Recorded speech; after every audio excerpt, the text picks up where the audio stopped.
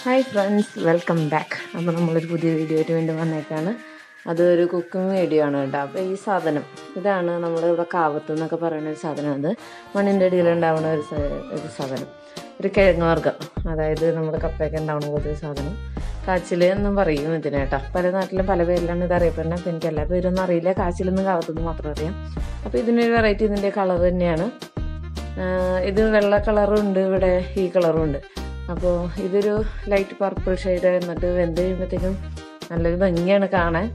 അത്യാവശ്യം നല്ല പോഷക സമൃദ്ധമായ ഒരു സാധനമാണ് കേട്ടോ. കുറേ ഗുണങ്ങളുണ്ട് ഇതിന്. എന്തൊക്കെയാണെന്ന് വെച്ചാൽ എനിക്ക് കംപ്ലീറ്റ് ആയിട്ട് അറിയുന്നില്ല. പക്ഷേ ഇത് ഹെൽത്തി ആയിട്ടുള്ള ഒരു സാധനമാണ്. അപ്പോൾ അതിൻ്റെ ഒരു തൊലി അതൊക്കെ ഇങ്ങനെ ചുരണ്ടി കളയാണ് കേട്ടോ. ചെത്തി കളയാനായിട്ട് ഏറ്റവും നല്ലത് ഇങ്ങനെ ചുരണ്ടി കളയാണ്. പക്ഷേ ഇതിനിങ്ങനെ ഒരുപാട് ഇങ്ങനെ കമ്പും മുഴകളൊക്കെ പോലെയുള്ള കാരണം ചില ഭാഗങ്ങളിലൊക്കെ ചെത്തി കളയേണ്ട നിവർത്തിയില്ല. അപ്പോൾ ഞാനത് ഒരു ഭാഗം അല്ലാതെ പരമാവധി ചുരണ്ടി എടുക്കുകയാണ് എല്ലാതും. അപ്പോൾ അതിനൊക്കെ ചെറിയ ചെറിയ രോമങ്ങൾ പോലത്തെ സാധനങ്ങളുണ്ട്, അതൊക്കെ കളയുക. സംഭവം എല്ലാം വൃത്തിയാക്കി കളഞ്ഞ് കഴുകി അരിഞ്ഞ് വയ്ക്കുക കേട്ടോ. അപ്പോൾ അതിലേക്ക് വേണ്ട സാധനങ്ങളൊക്കെ അത് ഇവിടെ എടുത്ത് വെച്ചിട്ടുണ്ട്. ഒരു തേങ്ങ എടുത്തിട്ട് ഫുള്ള് എടുത്തിട്ടില്ല, ബാക്കി ചുരണ്ടി വെച്ചിട്ടുണ്ട്. വെളുത്തുള്ളി എടുത്തിട്ടുണ്ട്, കുറച്ച് ചുവന്നുള്ളി എടുത്തിട്ടുണ്ട്. എരിവിന് പാകത്തിന് പച്ചമുളക് കൊടുക്കാം കേട്ടോ. തേങ്ങയിൽ കുറച്ച് ജീരകം കൂടി ഇതിലിട്ടിട്ടുണ്ട്. ഇപ്പോൾ വെളുത്തുള്ളിയൊക്കെ നന്നാക്കി വന്നിട്ടുണ്ട്. ഒരു 10-15 അല്ലി വെളുത്തുള്ളി, 12 അല്ലി ചുവന്നുള്ളി, ഒരു 10-15 പച്ചമുളക്. അതെല്ലാം ആദ്യം ഒന്ന് ഒതുക്കിയെടുത്ത് അതിന് ശേഷമാണ് അതിൻ്റെ അകത്ത് തേങ്ങയും ജീരകവും ചേർത്ത്, അതും വല്ലാണ്ട് അരയ്ക്കണ്ട, ഒന്ന് ചെറിയ രീതിയിലൊന്ന് ഒതുക്കിയെടുക്കണം. കുറച്ച് വെള്ളം കൂടി ചേർത്തിട്ട് വേണം കേട്ടോ ഇതൊന്ന് ഒതുക്കിയെടുക്കാനായിട്ട്. അപ്പോൾ ഈ വെളുത്തുള്ളിയൊക്കെ ചേർക്കണതെന്ന് വെച്ചാൽ ഇത് കിഴങ്ങ് വർഗ്ഗമല്ലേ, മറ്റേ ഗ്യാസിൻ്റെതായ പ്രശ്നങ്ങളൊന്നും ഉണ്ടാകാണ്ടിരിക്കാൻ വേണ്ടി വെളുത്തുള്ളിയൊക്കെ ചേർക്കുന്നത്. എരിവിന് ആവശ്യമായിട്ടാണ് പച്ചമുളക് ചേർക്കുന്നത്. അത് കാന്താരി മുളക് വേണമെങ്കിൽ ചേർക്കാട്ടോ, അതോടെ ഉണ്ടായില്ല. അതുകൊണ്ടാണ് ഞാൻ നല്ല എരിവുള്ള ഒരു ടൈപ്പ് മുളകാണ് അത് ചേർത്തത്. പാകത്തിന് ഒതുക്കി വന്നിട്ടുണ്ട്.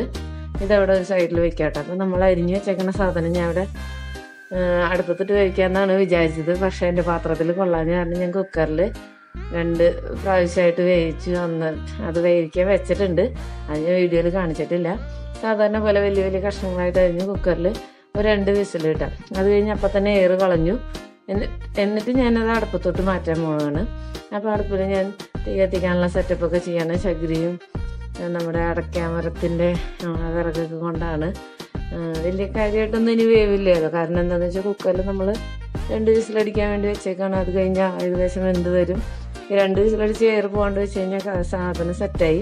ഇതിപ്പോൾ ഞാൻ അടുപ്പിലോട്ട് ഇടാൻ വേണ്ടി ഇത് ഞാൻ 2 വിസിലടിച്ച് എയർ കളഞ്ഞപ്പോൾ തന്നെ എടുത്തതാണ്. അപ്പോൾ ചീനച്ചട്ടി ചൂടായപ്പോൾ നമ്മുടെ കുക്കർ തുറന്ന് സാധനങ്ങൾ ഇട്ടതാണ്. 2ഉം ചൂടായതുകൊണ്ടാണ് ഇങ്ങനെ കിടന്ന് തിളയ്ക്കുന്നത് കേട്ടോ. അപ്പോൾ അത് 2 പ്രാവശ്യമായിട്ട് വേവിച്ചത് മൊത്തം ഞാൻ ഇതിൻ്റെ അകത്തോട്ട് ഇട്ടിട്ടുണ്ട്. അതിൽ ഒന്ന് കുറച്ച് ഉടയണം, എല്ലാ കഷ്ണങ്ങളും അങ്ങനെ ഉടയണ്ട, കുറച്ചിങ്ങനെ ഉടഞ്ഞിട്ട് കുറച്ച് കഷ്ണങ്ങളായിട്ടും കിട്ടണം. അപ്പോൾ അത് ഏകദേശം എല്ലാം സെറ്റായി വന്നപ്പോഴേക്കും ഞാൻ എടുത്ത് വെച്ച് നമ്മൾ അരച്ച് വെച്ച അരപ്പ് അതിൻ്റെ അകത്തോട്ട് ചേർത്ത് നന്നായിട്ട് മിക്സ് ചെയ്യാണ്. ഈ സ്റ്റേജിൽ ഇതിന് ഉപ്പ് ചേർത്താൽ മതിയിട്ടോ. ഞാൻ വേവിക്കാൻ നേരത്തൊന്നും ഉപ്പ് ചേർത്തിട്ടില്ല. ഈ സ്റ്റേജിൽ ഇത് ഉപ്പ് ചേർക്കുക. കാരണം ഇതെന്താണെന്ന് വെച്ചാൽ ഇത് വെറുതെ കഴിക്കുന്ന സാധനമാണ്, ചോറിൻ്റെ കൂടെ കഴിക്കേണ്ട കറിയല്ല. ഇങ്ങനെ ചായയുടെ കൂടെയൊക്കെ നമ്മൾ ഒരു പലഹാരം പോലെ കഴിക്കുന്നതാണ് കേട്ടോ. അപ്പോൾ അതിന് ഉപ്പ് അധികം കൂടിയ രസം ഉണ്ടാവില്ലല്ലോ, നമ്മൾ വെറുതെ കഴിക്കില്ല. ചോറിനാണെങ്കിൽ ചോറിൻ്റെ കൂടെ ഉപ്പ് കൂടിയാൽ വലിയ കുഴപ്പമൊന്നുമില്ല, കാരണം ചോറിൽ ഉപ്പിടാത്ത കാരണം. ഇത് അങ്ങനത്തെ ഒരു സെറ്റല്ല, വെറുതെ കഴിക്കുന്നത് കാരണം ഉപ്പ് പാകത്തിന് നോക്കിയിട്ട് എല്ലാവരും ഇടുക.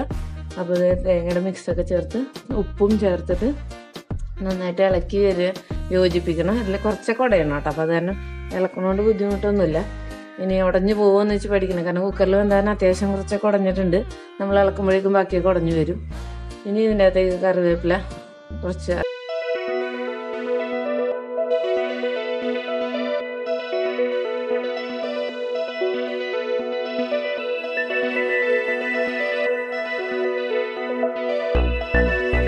ഒന്ന് ബാലൻസ് ചെയ്യാനും. പിന്നെ ഇത് കിഴങ്ങ് വർഗ്ഗങ്ങളൊക്കെ തന്നെ വെളിച്ചെണ്ണ ഒഴിച്ചെടുക്കുമ്പോൾ ഒരു ടേസ്റ്റാണല്ലോ.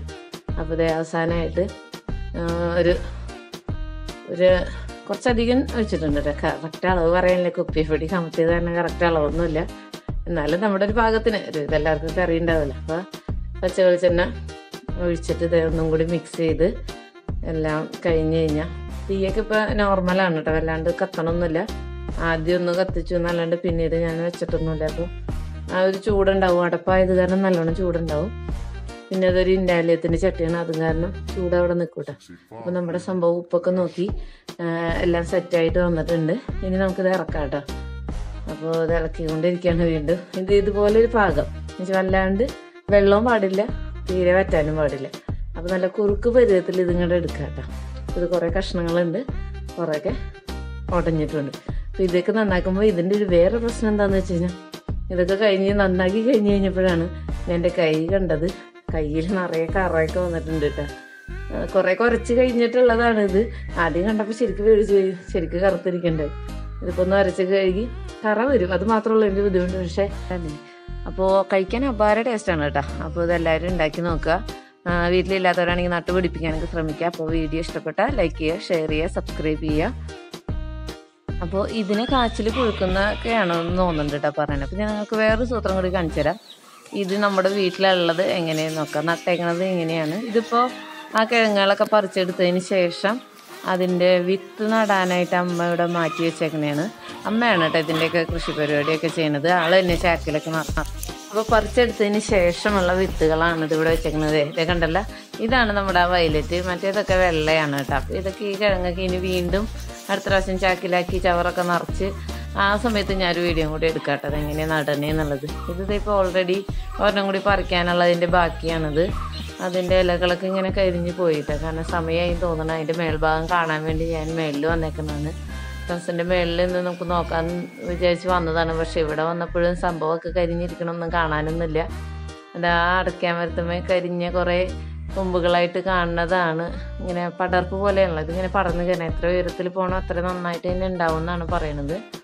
അപ്പോൾ ഇത് ചെന്ന് കയറി ഒരു തെങ്ങിൻ്റെ വേറൊരെണ്ണം ഉണ്ടായത് തെങ്ങ് മൂടിയിട്ടും ഇത് കവുങ്ങ് മൂടിയിട്ടൊക്കെയാണ്. ഇതിൽ നിറയെ ഇലകളൊക്കെ ഉണ്ടായിരുന്നു കേട്ടോ. അപ്പോൾ ഇത്രേ ഉള്ളൂ ഇന്നത്തെ വീഡിയോ. അപ്പോൾ അടുത്ത വീഡിയോ ആയിട്ട് വീണ്ടും കാണുന്നവരെ എല്ലാവർക്കും ബൈ.